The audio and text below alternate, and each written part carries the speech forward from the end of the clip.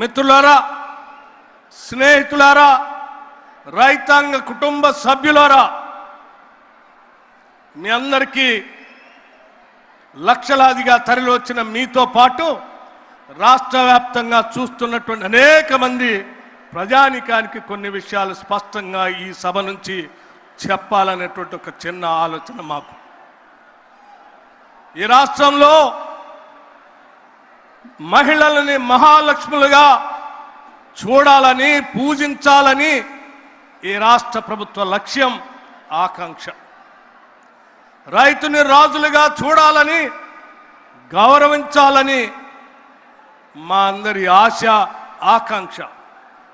అందుకే మహిళల్ని మహాలక్ష్ములుగా చూడాలనేటువంటి ఆలోచనతోనే ఆనాటి కాంగ్రెస్ ప్రభుత్వం మొదలుపెట్టిన వడ్డీ లేని రుణాల్ని గత 10 సంవత్సరాలు పాలించిన టీఆర్ఎస్ ప్రభుత్వం వడ్డీ లేని రుణాల్ని తుంగలో తొక్కితే తిరిగి మన ప్రజా ప్రభుత్వం కాంగ్రెస్ ప్రభుత్వం అధికారంలో రాగానే గౌరవ ముఖ్యమంత్రి రేవంత్ రెడ్డి గారు, కేబినెట్ అందరూ ఆలోచన చేసి మన మహిళల్ని మనం సంస్కరించుకొని, మన సంస్కారం, మనం మహిళల్ని మహాలక్ష్మిలాగా పూజిస్తాం, గౌరవిస్తాం.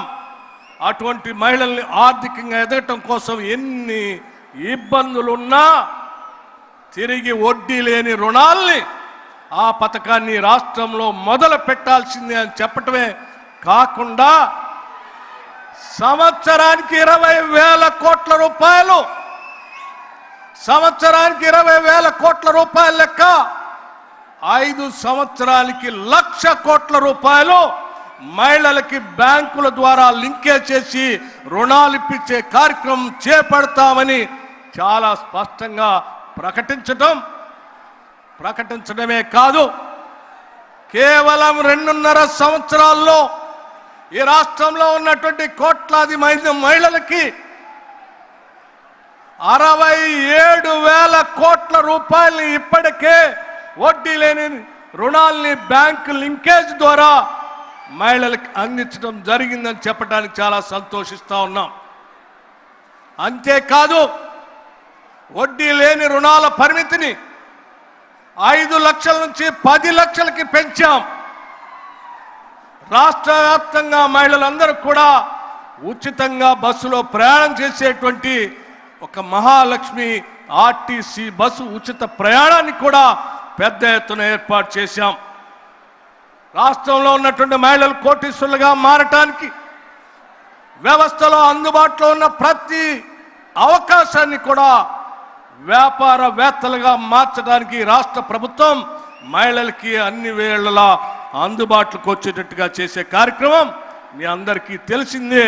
అందులో భాగంగా పవర్ ప్రాజెక్ట్స్ కావచ్చు, పెట్రోల్ పంప్స్ కావచ్చు, క్యాంటీన్స్ కావచ్చు, ఆర్టీసీ బస్సులు కొనుగోలు విషయం కావచ్చు, ఇవన్నీ కూడా రాష్ట్ర వ్యాప్తంగా ఉన్నటువంటి మహిళల అభివృద్ధి కోసం, ఆర్థికంగా ఎదగటం కోసం ఈ రాష్ట్ర ప్రభుత్వం మహిళలను మహాలక్ష్ములుగా చూడాలని ఆకాంక్షతో చేస్తున్నటువంటి కార్యక్రమం.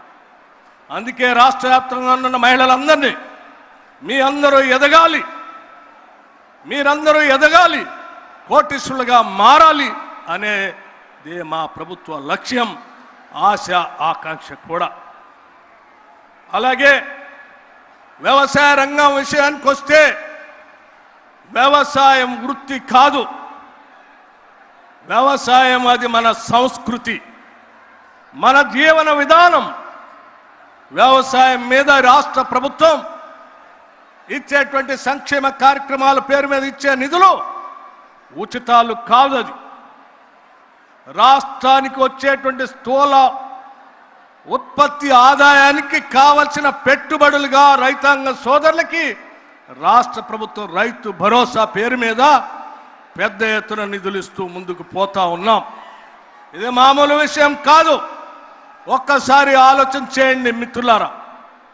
గత టీఆర్ఎస్ ప్రభుత్వం రైతు బంధు పేరు మీద కేవలం 5,000 రూపాయల ఎకరానికి ఇవ్వాలని ఆలోచన చేస్తే కూడా వాళ్ళు ఆ రైతు బంధు ఇచ్చే కార్యక్రమం 145 రోజుల నుంచి 169 రోజులు ఇచ్చేవాడు. కానీ మన ప్రభుత్వం ఈ ముఖ్యమంత్రి రేవంత్ రెడ్డి గారు, వ్యవసాయ శాఖ మంత్రి తుమ్మల నాగేశ్వరరావు గారు, మన కేబినెట్ శాసన మంత్రులందరూ కలిసి ఒకటే మాట చెప్పారు. ఏది ఏమైనా రైతాంగ సోదరులకి మనం రైతు భరోసా 9 రోజుల్లో 9,000 కోట్ల రూపాయల్ని వారు అకౌంట్లో వేసి తీరాల్సింది అని చెప్పి, ఆ రకంగా గత వానాకాలంలో కూడా కేవలం 9 రోజుల్లో 9,000 కోట్ల రూపాయల్ని మీ అకౌంట్లో